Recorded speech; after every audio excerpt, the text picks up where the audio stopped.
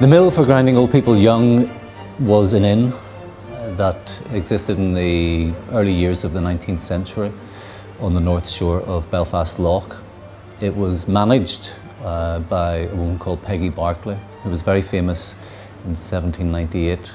I started to write The Mill for Grinding Old People Young when I came across the name in a lecture that was given in the 1890s by a man called Narcissus Batt, remembering the Belfast of his youth.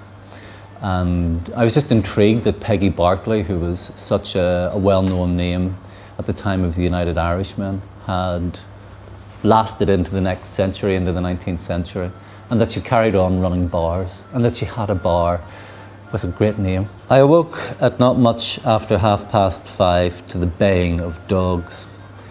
Mr. Sinclair, who had the house next to Dr. MacDonald's, had lately been keeping his hunting pack kennelled in his gardens, which stretched back, like our own, onto Fountain Street.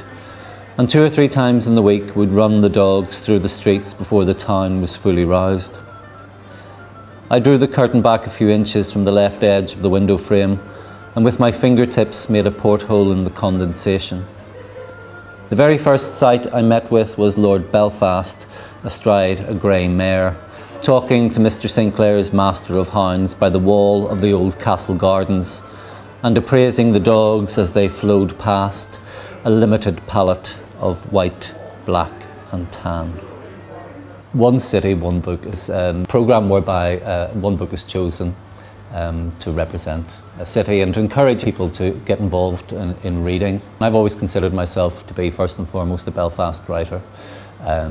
You know, I want people who aren't from Belfast to read my books, but it's very important to me. My identity as a writer is always as Belfast.